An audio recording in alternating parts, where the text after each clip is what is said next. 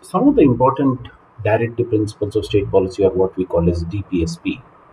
As I told you, are say, for example, we are talking of uh, the constitutional mandate to provide equal justice and equal access to justice. In India, a lot of people are not aware of how to get their right redressed.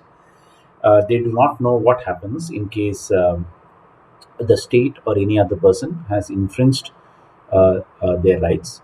And these are impoverished communities, people who are from the economically weaker sections of the community or socially backward.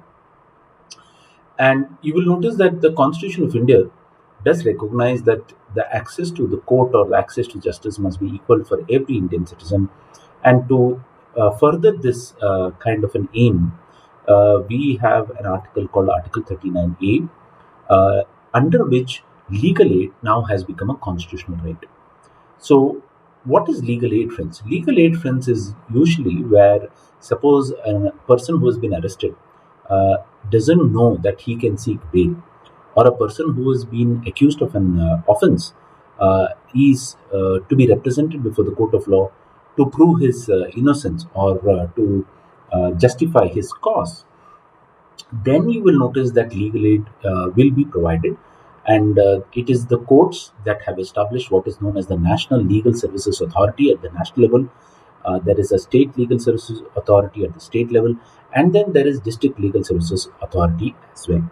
So this kind of a arrangement through the legal services authority, legal services to those who require legal services. So there is, for example, anyone who has less than 1 lakh income per year can straight away go to the legal service authority and seek legal aid. And free lawyers will be given, and the lawyer will be paid by the state. So the poor and the disadvantaged community will have the right of representation before the court of law, and their plight will be heard by the court. And that's how the importance of legal aid comes into picture. Usually, legal aid is a matter of guaranteed right to all accused in criminal cases. However, this income that I just said, less than 1 lakh, may be applicable to civil cases, like say those with very minor matters, land litigation, so on and so forth. So this is probably a very important component of our democracy, that someone should have the right to free and fair trial. Someone should have the right to legal aid. Legal aid, I think, like any other aid, like say, for example, you can compare it with medical aid, is a matter of right, and it is the responsibility of the state to provide such kind of aid to those who cannot afford it, one, or those who cannot access the same. So, Hussain Ara cartoon versus State of Bihar is a very interesting case in which, for the first time, the Supreme Court highlighted the plight of under trials. You know that the Supreme Court time and again has asked the jail authorities to speed up the cases of under trials so that they can seek bail. Under trials are those kinds of prisoners who are in jail without getting bail. So their conviction or guilt has not been proved, but yet they languish in jail for a number of years because they do not have the right to legal representation. State of Maharashtra versus Manu Bhai Wasi. This is also an important case where the directions were provided to the states to provide legal aid in all criminal cases, regardless of their economic status. A.R. Antule versus R.S. Nayak also is a very famous case in the same matter, right? So these are some of the very important DPSPs, which I can say very confidently have seen the light of the day. They have been implemented not only at the national level but also at the state level. So while we will definitely discuss which are those DPSCs that have not been implemented and what are the reasons why they have not been implemented, legal aid as a matter of as a matter of very important priority. Also, thanks to the cooperation of the executive and the judiciary, this has become a full-fledged reality in the country. And please note, legal aid was not part of the original constitution, as I said you earlier. It was amended and brought in to DPSC, and the states have probably achieved a great degree of success in providing legal aid. Article 39 of DPSC, according to me, is a very, very important fundamental, I must say, direction. This one article in six parts talks many things about social and economic justice. For example, what does this say? It says that the state shall direct all its policies in securing the following objectives. Right? So your policies must achieve the following objectives. What are they? That men and women shall be treated equally, and there is a right to adequate means of livelihood. So, in India, I think in terms of gender equality, the constitution itself is the driving force. And today, men and women are treated equally, so no discrimination on the ground of sex. This means that the state must have its policy not only vis-a-vis its own state employment, but also in private employment. The state must derive that kind of a policy. 39B, the ownership and control of material resources of the community are so distributed as to best subserve the common good. So, all material resources of the community are to be distributed equally for the common good of the community. The operation of the economic system, see, this is very important, corporate, economic, business, growth, does not result in the concentration of wealth and means of production to the common detriment.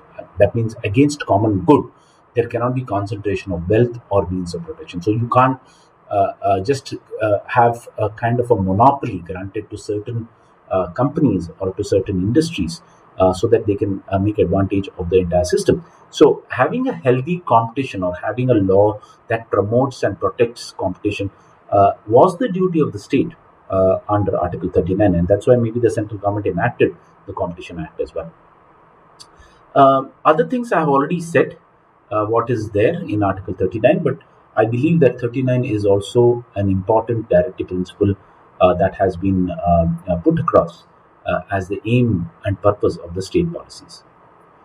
There are quite a number of cases on directive principles of state policy. Uh, People have asked why there is discrimination against the state. And for example, in the Indian Express case, one issue that I can tell you is that newspapers they wanted newsprint, and the state must supply the same. And I think newspapers do serve the common good. They serve the common interest of the community by giving them information, by bringing in some accountability of the government. So their rights on the constitution also is something that the state must intend to protect at all given points of time. Now, Article 41 again is about things like the welfare idea of the state, unemployment benefits, disability pension, medical assistance, all have been introduced by the state to actually promote the welfare agenda, if I can say so. Now, in cases like Olga Tellis versus Bombay Municipal Corporation, the Supreme Court said that the right to means of livelihood of even street vendors is a right that has to be protected. Right. So the government has an obligation to provide some kind of a social security and secure the means of livelihood even among those who may be street vendors or those who trade on footpaths and those who sell food. So we have a separate legislation which talks about such kind of licensing to street vendors as well. So I think protecting people from unemployment, protecting the vulnerable sections of the community like elderly citizens. We have a legislation now which gives protection to elderly citizens. It is called the Elderly Citizens Maintenance Act. Sickness, disablement. So insurance policies have really now, there are several insurance, not only health, but your insurance for crops, your insurance against industrial accidents. I think all of these, in some sense, fulfills the mandate under Article 41. So these are very successful DPSCs that you see here, and they have been implemented in letter and spirit as well. Of course, 45, provision for early childhood care education. It's not no longer just below age of 6 years. It is now 14 years as elementary education as a fundamental right. So the 86th Amendment, I think, was an important one that brought education as a fundamental right under Article 21A right now. So Article 51AK uh, is also core and important, friends. Here, uh, please note a new fundamental duty is whoever is a parent or a guardian of a child has the duty to provide opportunities of education to a child, uh, and that is a duty that is there under Article 51 AK. Okay, so it's not only the duty of the state, but it's also the duty of parents and guardians, as the case may be. These are some of the cases under right to education, Omni Krishnan and Mohini Jain. This was time when the state alone was providing education. It was subsidized education, and hence the Supreme Court did not want education to be like a business. It did not want a capitation fee. It wanted to reiterate the purpose of the state, that the state must provide education at affordable prices. Quality education must also be provided. In some cases it should be free and compulsory. So the responsibility of the government in providing education was reiterated in some of these cases. Now, coming to the direct principles of state policy and fundamental rights. Now, this is a very interesting, what I must say, comparison. As I told you, directive principles are not enforceable or binding. They cannot be justiciable. But sometimes, you use, the courts to bring in or enforce your DPSC. So, the fundamental rights have always been justiciable, and directive principles on the other hand are non-justiciable. So they are basically guiding principles. As I told you, these are higher moral norms of the state, and usually you would notice that the Supreme Court, whenever there is a conflict between fundamental rights and directive principles of state policy, have always said that the fundamental rights will prevail because they're core if there is a conflict, right? In a very famous case called Champaka Dore Rajan, uh, that is a very, very important case. I'll just tell you. Champaka Dore Rajan versus the state of Madras. It's a 1951 judgment. The Supreme Court gave fundamental rights an upper hand over DPSC, and it held that though fundamental rights can be amended by the parliament by bringing some constitutional amendment, uh, this case of Champak Dorajarajan was overruled by a case called Golaknath uh, case.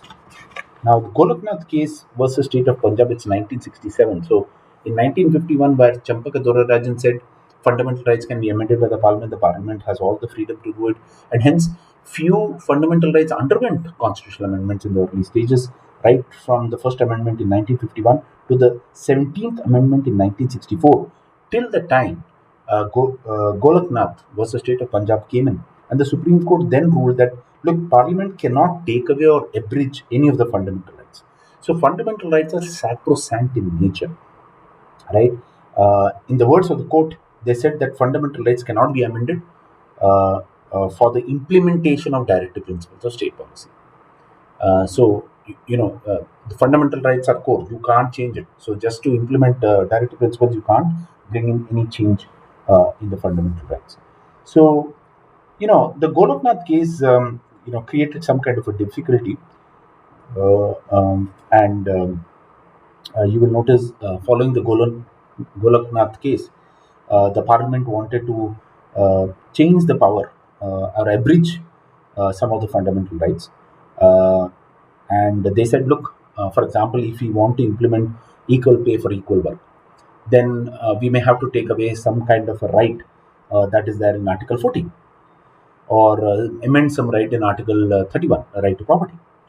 Now, because the parliament was meddling with the Goloknath case, came in the 1973 Keshananda Bharati case, which the Supreme Court declared that there is something called the basic structure of the Constitution, and basic structure of the Constitution cannot be amended at all.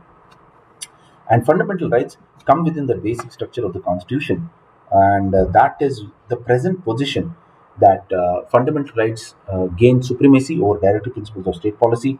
And in the garb of implementing directive principles of state policy, the parliament or the government cannot abridge or infringe any of the fundamental rights.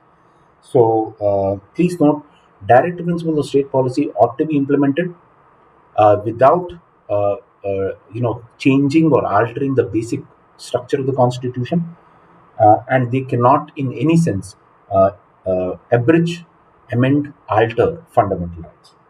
So I think this very clearly was the direction given by the courts in reading the constitution. So part 3 prevails over part 4, that is fundamental rights prevails over DPSC, right? So going to the fact that one always wants the implementation of social reforms. DPSC is a social reform agenda. One will definitely appreciate the same. It also brings about what I call the socio-economic justice dimension, but that itself should not result in violation of fundamental rights. For example, I can just tell you that you know DPSC's kind of agenda of saying, look, let us abolish the zamindari system, the jagirs or the inamdars. We wanted tenancy reforms. We wanted surplus land to be redistributed, so land to the tiller of the soil. We wanted cooperative farming. So all of these agendas were very important. They were part of the social reform that the constitution wanted the governments to undertake. However, while gaining any of these aims, if these violate the fundamental rights of citizens, which I think prominently was right to property, then that would violate the basic features and the basic structure of the constitution. Now, just to compare, you know, uh, one second, let me just go back to one more slide that I have. Yeah, this is the one, right? So, if you compare fundamental rights and directive principles of state policy, let us just understand this in this context. So, fundamental rights are stating what the state shall not do with your rights. They say, please don't infringe speech, expression, right to life, etc., etc. Whereas directive principles are usually positive assertion of duties towards the state. So that is how one will want to compare these two. Fundamental rights are justiciable; they are legally enforceable by the courts of law in case of violation, whereas DPSCs are not legally enforceable by the courts. Fundamental rights aim to establish political democracy in our country. And what does DPSC do? It tries to establish the socio-economic democracy of the country. I think this is quite interesting to note. Fundamental rights is the political democracy. DPSC, the social economic democracy, right? Because here is all about the political rights of the citizens. I can say civil and political rights of the citizen vis-a-vis the state. Um of course, fundamental rights have legal sanction. They are having legal power. DPSCs have no legal sanction. They are mostly on moral and political considerations. Um, yeah, and another major distinction between fundamental rights and DPSC is this: fundamental rights do not require a separate legislation for its enforceability. That it is there in the constitution itself makes it enforceable. Whereas DPSC usually requires a separate legislation for its implementation, how it should be done and what it should be done. So DPSCs are not automatically enforced. So some states may adopt, some may not. Central government may bring it. So DPSC requires some additional act from the state to bring DPSC into force, unlike fundamental rights. Uh, Usually, the way the courts intervene in fundamental rights, they say that they will declare any law as being unconstitutional and invalid if it infringes fundamental right. Okay. However, the courts cannot declare a law violative of any DPSC as unconstitutional and invalid in case it is challenged as being against DPSC. Right. So, yeah. Fundamental rights are mostly individualistic, okay? They are personal in character, whereas DPSC, they promote the welfare of the community in general. So it is more societal and more socialistic. So these are some of the differences between fundamental rights and DPSC. Just to get into some of those. Finally, let's go to just before we go to fundamental duties. Um, Yeah, this is to promote sustainable development. So, Vellore Citizens Welfare Farm case, TN Godavarman case. TN Godavarman case is called the forest case. It tries to bring in forest management in India. The Supreme Court said if the executives cannot manage the forest, we will do it. So, to promote sustainability, protect the environment for the future generation, the Supreme Court intervened in these two matters. Okay, uh, yeah, that's fine in terms of Article 48A because Article 48A is for protection and improvement of the environment, safeguarding forest and wildlife. Okay, I think it's important now to understand that there are some um, kind of observations of DPSC. Okay, now DPSC, friends, as we all know, uh, does not have any legal force. So, what is the purpose of having it in the constitution? Is one view that is taken very often. Then a lot of people have said that it's a check but without any signature, right? So it's like having nothing on your hand. So they have like these are people who have said that this is just nothing but a dustbin of sentiments. Yes, that is what has been said by Krishna Machare. He said it's a dustbin of sentiments. A lot of people have thought that this is important. It's a pious aspiration. A lot of people have said it's a manifesto of aims for the state. So there are two views of the same sign. People have criticized the illogical arrangement of DPSC. Right, there is no chronology or a structure or a hierarchy to how these DPSCs have been written. And interestingly, as I told you, they've never been classified properly, socio-economic or whatever, it's liberal or what. So it's a very structureless chapter, and it does not have any reasons of science or technology. It sometimes is quite prejudicial, and it can vary from different states to different states because India is actually divided by five geographical zones. So necessarily DPSC have never taken that into consideration at all.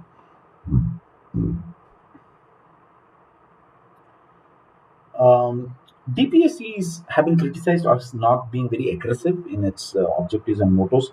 Though I told you DPSCs have been amended only twice, there is no new fresh impetus infused into DPSC. I think a review of the constitution may actually lead to that. And finally, DPSCs have been criticized because DPSCs may result in a lot of tension in the federal structure of the state itself. Uh, and this has happened quite very often. Now, you will notice the conflicts may be between the president and the government because the government may not want to implement DPSC right now because the implementation of DPSPs are mostly based on the economic capacity of the state and the political will. So I will put economic capacity first and the political will next. So economic capacity means is the state prepared to fund, for example, if you say Manrega or the Mahatma Gandhi Rural Employment Guarantee, which is a law that is in furtherance of the social justice, of DPSC. The state must have that much funds to actually provide the same. Means of livelihood is ensured. Means of guaranteed employment or right to work is ensured through the Manrega project.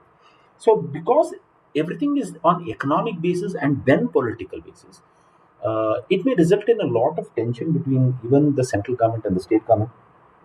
And very often than not, you will notice that because it's a kind of a very sentimental direction, some prime ministers may actually overrule their cabinet. These are possibilities to implement DPSCs as well. So it may result in a lot of conflict towards the implementation of some of the objectives under DPSC. I think so. Those are some of the pitfalls on our observations on what DPSC should have been. However, of course, they continue to be as a very important part of the constitution. And I think to some extent they have filled the vacuum in the constitution between fundamental rights and the power of the government. They fill in between that. So in the part four is actually between part three and part five. So somehow before you say what the president can do, what the government can do, you just give them some kind of a document about what vision should be there and what policy should be there. And I think in one extent, I think one of the justifications of DPSC is it's not just based on political ideologies or parties. Here is a constitutional ideology. So in that sense, I think it passes the crucial test of establishing a non-partisan kind of constitution, a constitution for the entire country, and not necessarily driven by any particular philosophy, ideology, or any kind of political whims and political fancy. So I think there is some justification to how it is, but of course there is always scope for improving DPSCs and adding new impetus that may fulfill the aspirations of the current generation. For example, there is a lot of debate today on uniform civil code.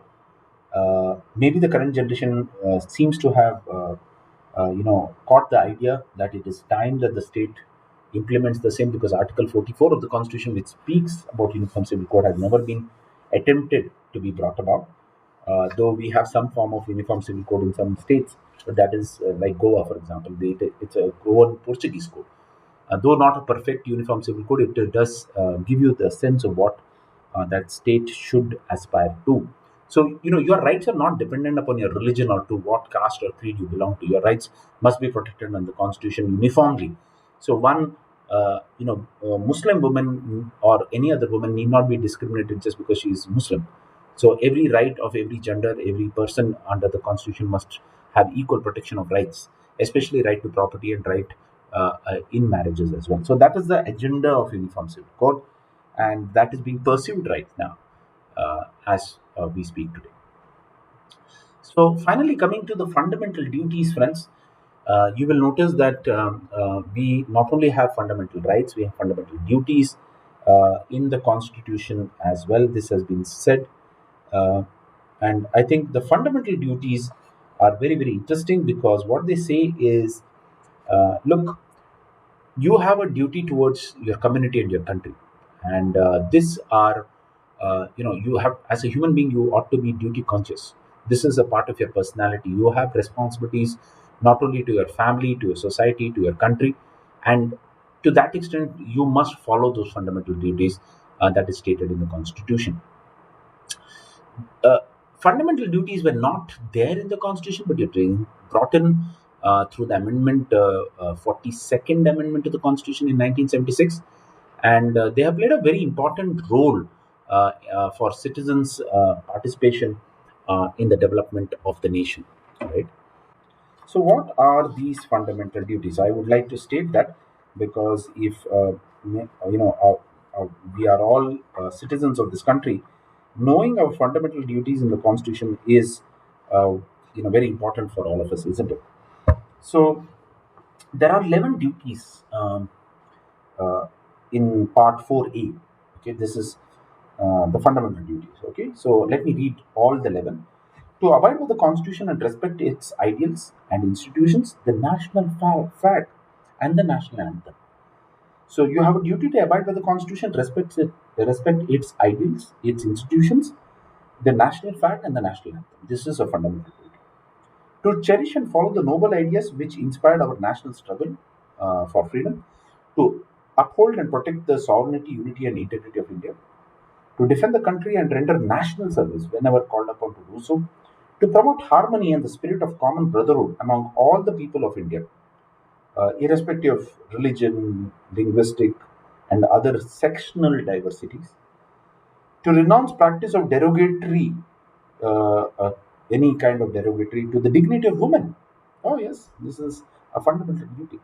To value and preserve the rich heritage of our composite culture, to protect and improve the natural environment, including forests, lakes, rivers, and wildlife, and to have compassion to living creatures, to develop a very scientific temper, humanism, and in the spirit of inquiry and reform, to safeguard public property, and to abjure violence, to strive towards excellence in all spheres of individual and collective activity, so that the nation constantly rises higher levels of endeavor and achievement.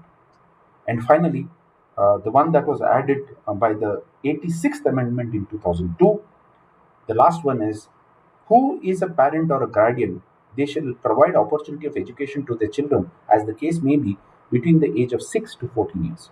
This is a fundamental duty of parents and guardians.